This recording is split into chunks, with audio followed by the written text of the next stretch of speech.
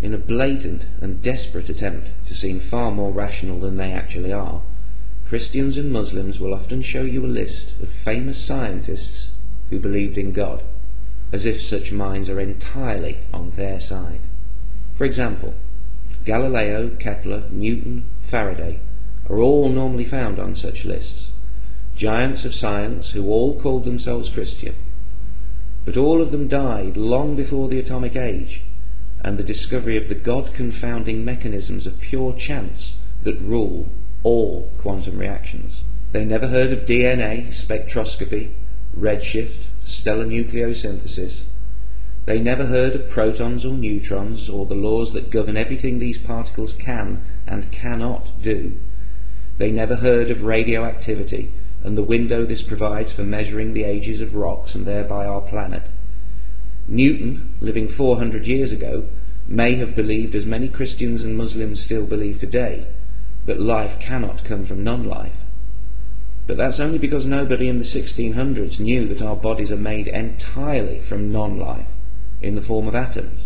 Would Faraday or Kepler have endorsed the biblical creation story had their minds encountered the explanatory power of the DNA molecule, the data behind the rates and causes of genetic mutation, the vast timescales involved, not to mention the highly detailed mathematics and observations that underpin 21st century cosmology?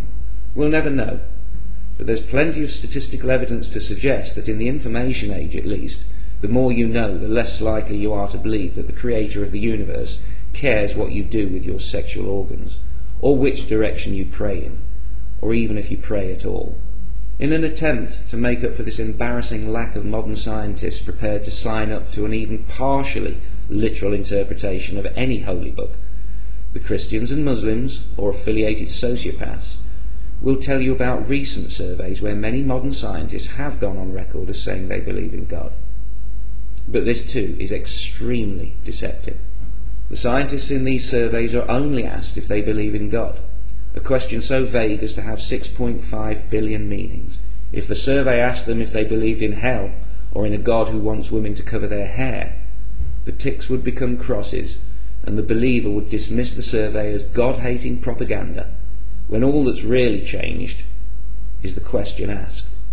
How many scientists in those surveys who put a tick in the God box don't really apply their science to their religion? How many of those on the list are physicists, amongst whom belief in a personal God is almost non-existent? How many are deists, who don't believe in a God who keeps the buses running on time? How many just tick the box to keep mum happy? How many other scientists, simply by ticking the God box, carelessly allowed their vague sense of spirituality to be confused by a religious nutjob as an expression of belief in their vengeful, mass-murdering, egomaniacal God? If we removed from the list all those scientists who don't believe in hell, I wonder how many names would remain. I think the long list would become a very short, very unimpressive one. Whatever such surveys say, only a tiny, microscopic proportion of qualified, reputable scientists believe in what the believer would call God. The fear-perpetuating religious bigot calls this breathtaking arrogance on the scientist's part. They call it pride, ignorance, denial. But what most of the religious have never and never will understand is the real reason why the scientific mind can dismiss their threats of hellfire with an amused smile. How can scientists be so sure? Why aren't the scientists afraid? Why don't scientists fear hell? What makes the scientific mind so completely immune to this and so many other fears that haunt so many other people? For once, cut away the bullshit. The holy books tell you that you will burn if you don't believe.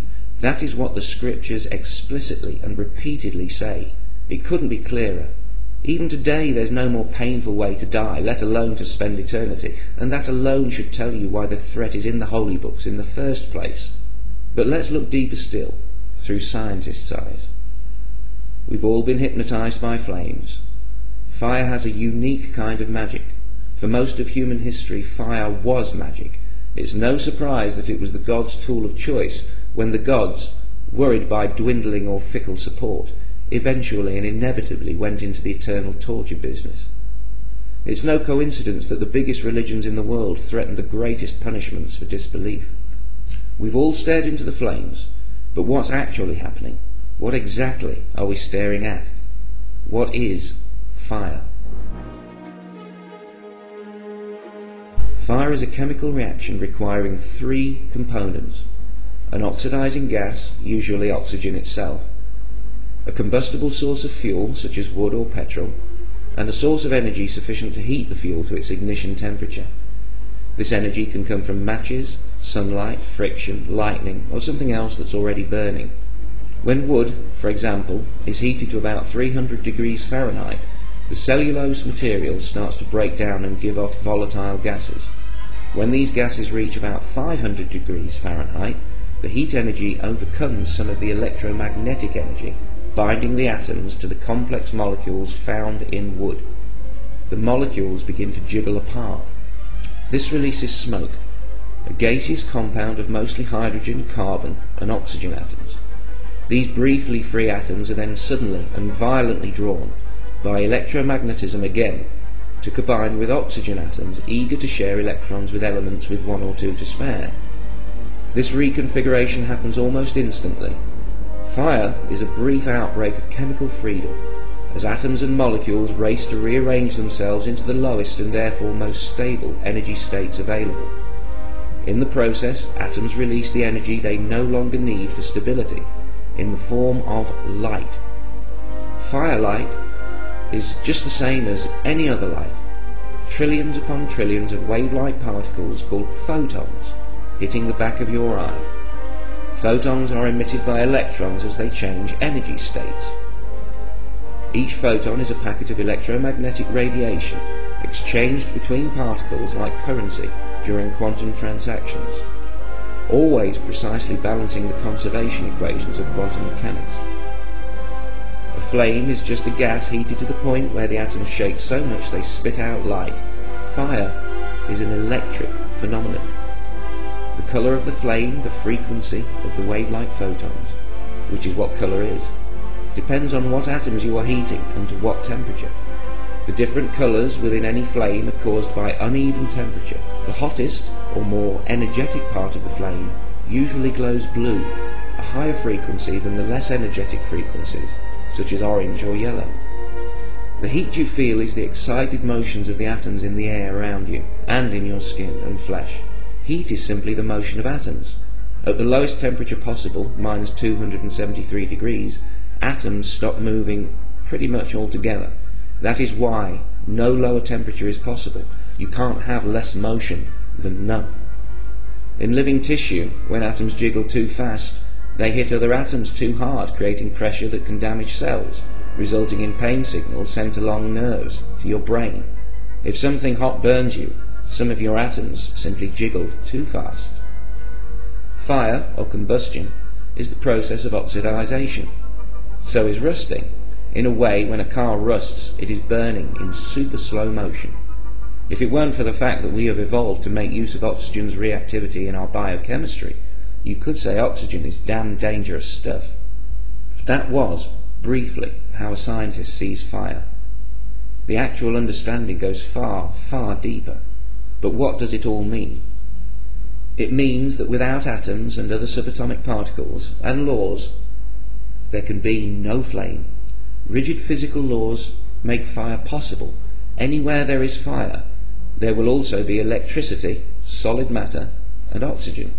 If hell were real, we could watch TV or escape into fresh air. You're not going to burn after you die. If we go anywhere after death, we go there without our atoms. And when the religious try and keep the fear in you, it's like a test. Is your mind strong enough to see through it? Do you know enough to laugh? Can you tell mindless bullshit from facts and reasoning?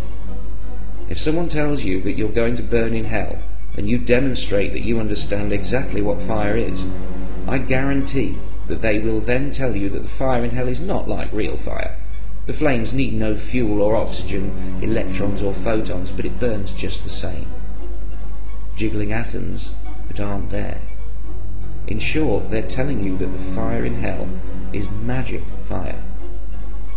Religion only exists because most kids believe in magic, and all adults were once kids. Welcome to organised religion, where everything means nothing, and nothing means everything. where knowledge is ignorance and answers only lead to confusion.